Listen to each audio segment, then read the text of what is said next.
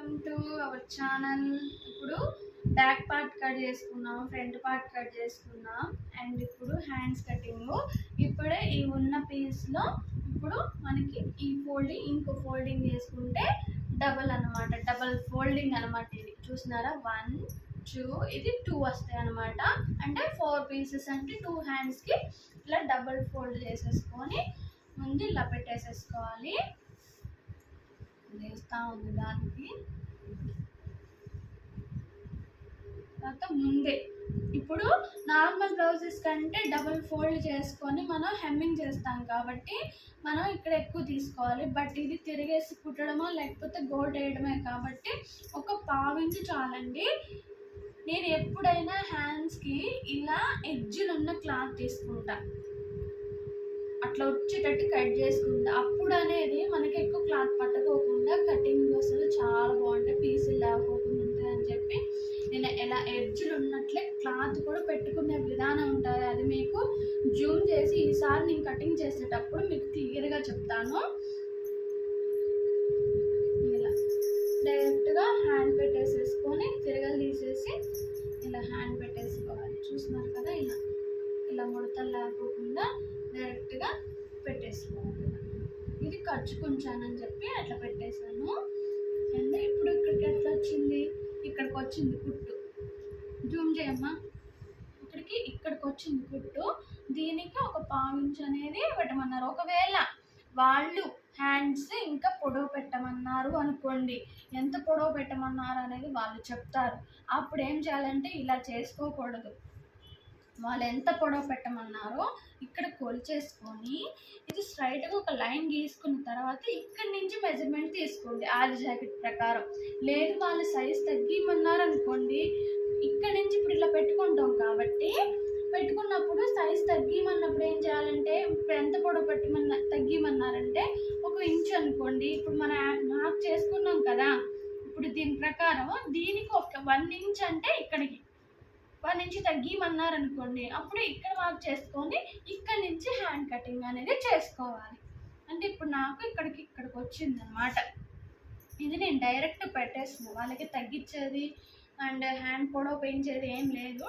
ఆది ప్రకారం కుట్టమన్నారని చెప్పి నేను పెట్టేస్తున్నా. ఇలా ముడతలు రాకోకుండా చూసుకోవాలి, ఇట్లా పెట్టేసేసుకుంటే అర్థమైపోతుంది.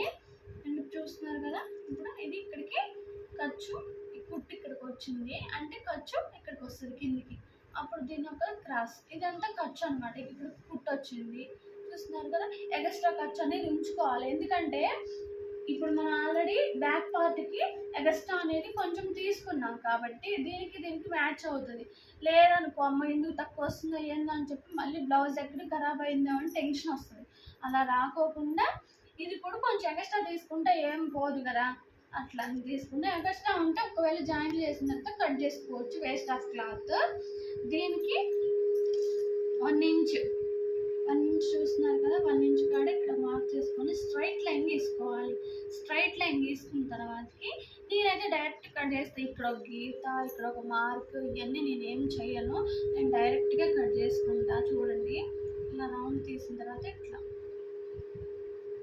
ఇలా హ్యాండ్ అసలు ఈజీగా వస్తుంది. ఇలా మార్క్ చేసేసుకోవడమే. నేను ఇక్కడ ఒక గీతలు గీయాలి, ఇక్కడ ఒక గీతలు గీయాలి, ఇక్కడ నుంచి ఇక్కడ మార్క్ చేసుకోవాలని ఏముండదు, డైరెక్ట్ హ్యాండ్ పెట్టేసాను.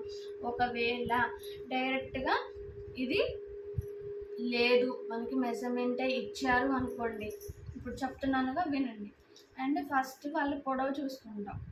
పొడవు ఎంతో, ఒకవేళ 9 ఇంచెస్, ఇప్పుడు 9 ఇంచెస్ వచ్చింది కదా మనకి మొత్తం మీద. ఈ 9 ఇంచెస్లో ఫుల్ హ్యాండ్స్ అయితే, ఇది ఫుల్ హ్యాండ్స్ అయితే ఇప్పుడు 9 ఇంచెస్ అంటే ఫుల్ హ్యాండ్స్లో 3 ఇంచెస్ అనేది తగ్గించుకోవాలి.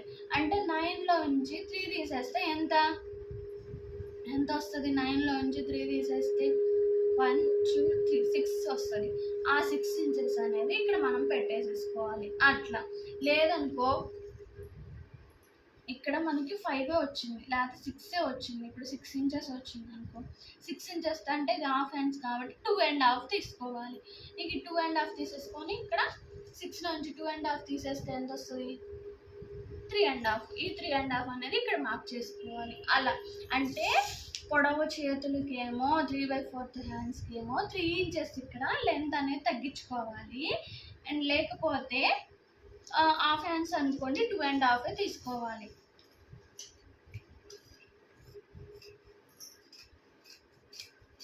నేను డైరెక్ట్గా కొంచెం తీసేసుకుంటున్నా, ఆటోమేటిక్గా తెలిసిపోతుంది ఆర్ట్ జాకెట్ బట్టి, అందుకని నేను చెప్పి నేను డైరెక్ట్గా తీసేసుకుంటున్నా. అండ్ చూస్తున్నారు కదా ఇలా ఇక్కడ ఒక టక్స్, ఇక్కడ ఒక టక్, ఇది వెస్టర్న్ ఉన్నది కట్ చేసుకోవాలి. క్రాస్ వస్తే మంచిగా ఉంటుంది.